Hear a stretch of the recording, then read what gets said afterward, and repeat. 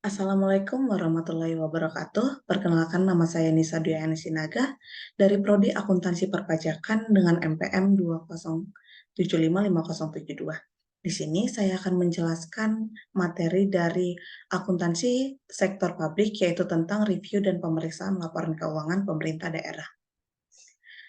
Yang pertama, tujuan dari pembelajaran ini yaitu mampu mendemonstrasikan pemahaman tentang review dan pemeriksaan laporan keuangan pemerintah daerah. Di sini terdapat pengertian audit dan pemeriksaan. Audit adalah suatu proses sistematis untuk mendapatkan dan mengevaluasi bukti secara objektif yang berhubungan dengan asersi tentang tindakan-tindakan dan kejadian ekonomi dengan tujuan untuk menentukan tingkat kesesuaian antara pernyataan tersebut dengan kriteria yang telah ditetapkan dan mengkomunikasikan hasilnya kepada pemakai yang berkepentingan. Kemudian jenis-jenis auditor berdasarkan organisasinya atau entitas, yaitu yang pertama, akuntan publik, kemudian pemeriksa internal, selanjutnya auditor pemerintah. Selanjutnya dasar-dasar pemeriksaan keuangan. Di sini diatur oleh dasar hukum yang pertama Undang-Undang Nomor 17 Tahun 2003 tentang Keuangan Negara. Kemudian Undang-Undang Nomor 1 Tahun 2004 tentang Perbendaharaan Negara. Kemudian Undang-Undang Nomor 15 Tahun 2004 tentang Pemeriksaan Pengelolaan dan Tanggung Jawab Keuangan Negara. Selanjutnya Undang-Undang Nomor 15 Tahun 2006 tentang Badan Pemeriksa Keuangan. Kemudian pengertian pemeriksaan keuangan negara. Proses identifikasi masalah, analisis, dan evaluasi yang dilakukan secara independen, objektif, dan profesional berdasarkan standar pemeriksaan untuk menilai kebenaran, kecermatan, kredibilitas, dan keandalan informasi mengenai pengelolaan dan tanggung jawab keuangan. Selanjutnya, pemeriksaan keuangan negara terdapat penjelasan-penjelasan dari pasal Undang-Undang Nomor 15 Tahun 2004, Undang-Undang Nomor 15 Tahun 2004 Pasal 3 Ayat 1, dan kemudian jenis-jenis pemeriksaan keuangan negara. Yang pertama, pemeriksaan keuangan, kedua, pemeriksaan kinerja, yang ketiga, pemeriksaan dengan tujuan tertentu. Selanjutnya, di sini terdapat perbedaan pemeriksaan keuangan, pemeriksaan kinerja, dan PDTT. Kita bisa lihat di sini, yaitu parameternya yaitu tujuan, hasil, lingkup pemeriksaan. Kemudian di sini terdapat perbedaan dari pemeriksaan keuangan, kemudian pemeriksaan kinerja, dan PDTT-nya. Selanjutnya, ruang lingkup pemeriksaan keuangan negara.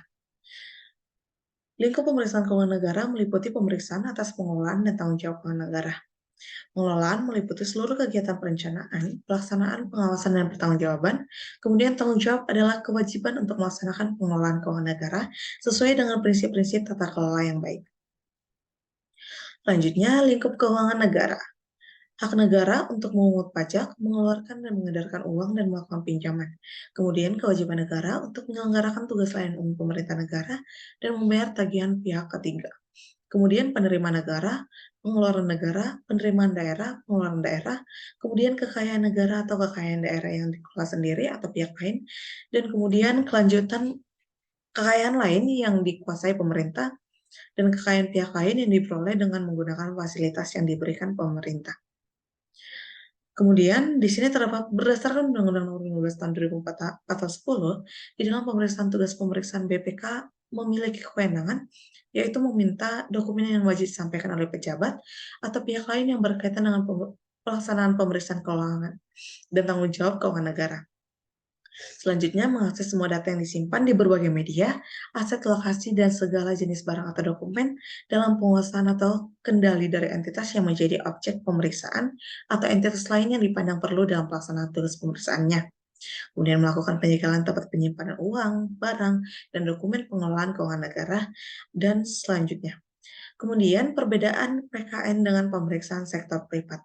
Di sini kita bisa lihat uraiannya yaitu pelaksana, objek, standar, kepatuhan terhadap peraturan perundang-undangan. Di sini terdapat perbedaan dari audit sektor privat dan audit sektor publik. Selanjutnya, review dan pemeriksaan laporan keuangan. Nah, di sini terdapat tujuan review itu adalah untuk memberikan keyakinan terbatas bahwa laporan keuangan telah disusun berdasarkan SPI yang memadai dan disajikan sesuai dengan standar akuntansi pemerintahan. Oleh karena itu, review tidak mencakup suatu pengujian atas validitas, substansi, bukti atau dokumen, sumber seperti perjanjian kontrak pengadaan barang atau jasa, kemudian pembayaran atau kwitansi, serta berita acara fisik atas pengadaan barang atau jasa, dan prosedur lainnya yang biasanya dilaksanakan dalam sebuah pemeriksaan. Perbedaan review dan pemeriksaan. Kemudian berbeda dengan pemeriksaan, review tidak mencakup pengujian terhadap SPI, catatan akuntansi, dan pengujian atas respon terhadap permintaan keterangan melalui perolehan bukti serta prosedur lainnya seperti yang dilaksanakan dalam satu pemeriksaan. Kemudian tujuan pemeriksaan keuangan. Pemeriksaan keuangan adalah pemeriksaan yang bertujuan untuk memberikan keyakinan yang memadai apakah laporan keuangan telah disajikan secara wajar dalam semua hal yang material, sesuai dengan prinsip akuntansi yang berlaku umum di Indonesia atau basis akuntansi komprehensif selain prinsip akuntansi yang berlaku umum di Indonesia. Selanjutnya, standar pemeriksaan keuangan. Di sini terdapat peraturan BPK nomor 1 tahun 2017 tentang SKPN tahun 2017 tersebut, yaitu lampiran peraturannya seperti kerangka konseptual, kemudian PSP 100 yaitu tentang standar umum, kemudian PSP 200 standar pelaksanaan, dan PSP 300 standar pelaporan. Selanjutnya, pengguna SPKN. Pada pasal 4, SPKN berlaku untuk semua pemeriksa yang dilaksanakan terhadap entitas, program, kegiatan, serta fungsi berkaitan dengan pelaksanaan pengelolaan tanggung jawab keuangan negara yang memiliki tingkat keyakinan memadai. Kemudian untuk pasal 5, SPKN berlaku bagi BPK, kemudian akuntan publik atau pihak lainnya yang melakukan pemeriksaan atas pengelolaan dan tanggung jawab keuangan negara untuk dan atas nama BPK. Kemudian akuntan publik yang melakukan pemeriksaan keuangan negara berdasarkan ketentuan undang-undang. Dan selanjutnya, aparat pengawasan intern pemerintah yang melakukan audit kinerja dan audit dengan tujuan tertentu. Kemudian asersi manajemen. Asersi manajemen itu adalah pernyataan manajemen yang terkandung dalam komponen laporan keuangan. Asersi manajemen meliputi keberadaan dan ketersediaan, kemudian kelengkapan, hak dan kewajiban, penilaian dan pengalokasian, dan penyajian dan pengungkapan. Kemudian penjelasan asersi manajemen yang pertama asersi keberadaan dan ketersediaan, kemudian asersi kelengkapan, selanjutnya asersi hak dan kewajiban, asersi penilaian, asersi penyajian dan pengungkapan. Selanjutnya metodologi pemeriksaan. Di sini terdapat metodologi pemeriksaan keuangan, yaitu mencakup perencanaan, pelaksanaan, dan kemudian pelaporannya. Selanjutnya,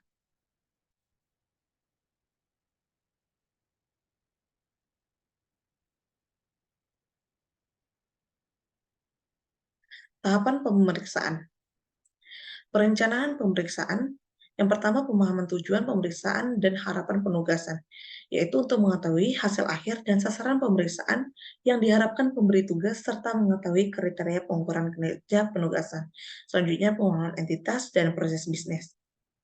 Selanjutnya pemahaman hasil pemeriksaan sebelumnya, yaitu memahami proses kerja entitas dan risiko terkait berdasarkan hasil pelaksanaan tindak lanjut.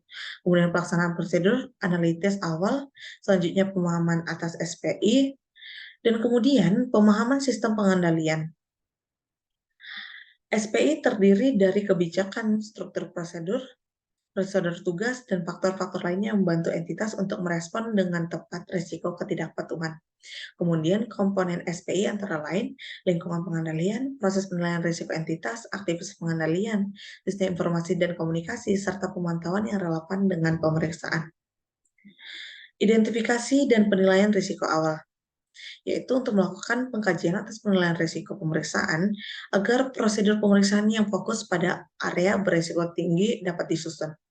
Kemudian penetapan batas material awal, selanjutnya penentuan metode uji petik, dan selanjutnya strategi dan rencana pemeriksaan.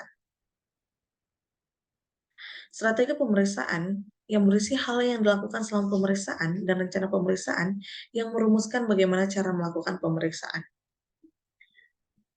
Selanjutnya, pelaksanaan pemeriksaan.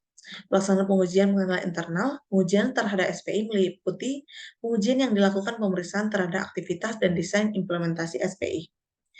Kemudian penyesuaian tingkat risiko dan tingkat materialitas, serta pengujian pengendalian. Kemudian penyelesaian prosedur pengujian, kemudian pelaksanaan pengujian substantif, kemudian evaluasi terhadap pelaksanaan pengujian dan substantif. Selanjutnya, pelaksanaan prosedur tambahan yang diperlukan, kemudian penyusunan dan penyampaian temuan pemeriksaan dan jurnal penyesuaian koreksi. Kemudian pemerolehan dan analisis bukti. Bukti pemeriksaan adalah informasi yang digunakan oleh pemeriksa dalam menentukan kesesuaian hal pokok dengan kriteria pemeriksaan. Proses pengumpulan bukti dilakukan sampai pemeriksa yakin bahwa bukti telah cukup dan tepat untuk mendukung kesimpulan. Kemudian, bukti pemeriksaan di sini adalah informasi yang digunakan oleh pemeriksa dalam menentukan kesesuaian hal pokok dengan kriteria. Kemudian, bukti pemeriksaan harus cukup dan tepat. Kemudian, cukup di sini ya artinya ukuran kuantitas bukti pemeriksaan dipengaruhi oleh penilaian pemeriksa atas risiko pemeriksaan dan kualitas bukti pemeriksaan. Selanjutnya, bentuk bukti pemeriksaan. Bukti yang diperoleh dari pihak ketiga lebih valid. Kemudian metode yang digunakan dalam pemerolehan bukti bisa termasuk inspeksi, observasi, permintaan keterangan, konfirmasi, rekalkulasi, prosedur analitis, dan atau teknik lainnya. Kemudian di sini terdapat metode pengumpulan bukti pemeriksaan, yaitu pengamatan, inspeksi, permintaan keterangan, konfirmasi ekstern, performance, perhitungan ulang, pengujian substansif, uji pengendalian, prosedur analitis. Selanjutnya, pengembangan temuan pemeriksaan. Unsur temuan yang harus ada adalah kondisi, kriteria, dan akibat. Unsur sebab bersifat opsional tergantung dengan kedalaman pengujian yang dilakukan pemeriksa untuk dapat menentukan penyebab utama dari ketidakpatuhan yang timbul. Selanjutnya, terdapat hal-hal yang perlu diperhatikan dalam menyusun suatu temuan pemeriksaan. Mengakomodasi tujuan pemeriksaan yang ditetapkan, kemudian pengungkapan unsur-unsur temuan yang disesuaikan dengan tujuan pemeriksaan kepatuhan, kemudian didukung oleh bukti-bukti pemeriksaan yang cukup kompeten dan relevan, dan sebagainya. Di sini terdapat langkah-langkah penyusunan temuan pemeriksaan yang melakukan analisis pengujian bukti, kemudian mengidentifikasi dampak yang ditimbulkan dari perbedaan untuk mengetahui akibat dan sebab, kemudian menyusun unsur-unsur temuan pemeriksaan dari temuan tersebut. Kemudian pemerolehan tanggapan atas temuan pemeriksaan. Yang pertama penyusunan konsep, kemudian penyampaian konsep, lalu pemerolehan komentar atau tanggapan dari pimpinan entitas, dan yang terakhir himpunan temuan pemeriksaan. Pelaporan pemeriksaan. Laporan hasil pemeriksaan merupakan bukti penyelesaian penugasan bagi pemeriksa yang dibuat dan disampaikan kepada pemberi tugas. Penyusunan dan pembahasan konsep atas laporan keuangan, yaitu bertujuan untuk menuangkan secara tertulis seluruh hasil pemeriksaan untuk menjawab tujuan pemeriksaan yang telah ditetapkan. Kemudian penyusunan konsep akhir dan penyampaian LHP atas LK. Selanjutnya fungsi LHP, yaitu mengkomunikasikan hasil pemeriksaan, menghindari kesalahpahaman hasil pemeriksaan, bahan untuk melakukan tindakan perbaikan oleh pihak yang bertanggung jawab, kemudian memudahkan pemantauan tindak lanjut. Selanjutnya prinsip laporan keuangan, yaitu tepat waktu, lengkap, akurat, objektif, meyakinkan, jelas, dan ringkas. Laporan hasil pemeriksaan keuangan. LHP berisi opini LK. Yang pertama lembar opini, gambaran umum, LK audit. Dan selanjutnya LHP SPI, kepatuhan, kemudian laporan lain sesuai harapan penugasan. LHP pemeriksaan keuangan. Hasil pemeriksaan yang memuat opini BPK atas kewajaran laporan keuangan entitas. Gambar umum pemeriksaan, kemudian laporan keuangan entitas yang telah diperiksa, yaitu surat pernyataan tanggung jawab yang ditandatangani oleh pemeriksaan entitas disertai dengan tempat dan tanggal. Kemudian pada bagian akhir masing-masing komponen LK, audit yang harus ditandatangani oleh pimpinan entitas. Selanjutnya, opini atas kewajaran laporan keuangan itu ada 4, yaitu wajar tanpa pengecualian, wajar dengan pengecualian, tidak wajar, dan pernyataan menolak memberikan pendapat. Di sini ada penjelasan tentang wajar tanpa pengecualian, kemudian wajar tanpa pengecualian, selanjutnya wajar dengan pengecualian, di sini dengan penjelasan tidak wajar, kemudian tidak memberikan pendapat. Kemudian faktor-faktor yang mempengaruhi opini, yaitu pembatasan lingkup audit dan kecukupan bukti. yaitu keadaan di luar kendali entitas, kemudian keadaan terkait sifat dan waktu penugasan, kemudian pembatasan oleh manajemen. Kemudian penyimpangan dari prinsip akuntansi atau salah saji, yaitu kesesuaian pilihan kebijakan akuntansi, kemudian penerapan kebijakan akuntansi terpilih, kemudian kesesuaian atau kecukupan pengungkapan dalam laporan. Kemudian dasar penetapan opini ada 4, yaitu kesesuaian dengan standar akuntansi pemerintah, kemudian kecukupan pengungkapan, kepatuhan terhadap peraturan perundang-undangan, efektivitas sistem pengendalian intern. Selanjutnya di sini hubungan SAP, kemudian sistem akuntansi pemerintah, kemudian laporan keuangan pemerintah, audit laporan keuangan. Selanjutnya, komunikasi pemeriksaan. Pemeriksa melakukan komunikasi yang efektif selama proses pemeriksaan. Dilakukan pada semua tahap pemeriksaan, mulai dari tahap perencanaan sampai dengan tahap laporan.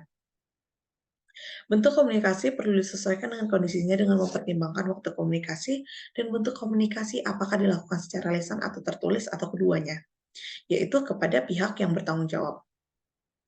Komunikasi pemeriksaan, yaitu dapat membantu dalam mencapai saling pengertian dalam proses pemeriksaan dan kegiatan pihak yang bertanggung jawab. Cukup sekian yang bisa saya sampaikan. Apabila ada kesalahan, saya mohon maaf. Saya ucapkan terima kasih.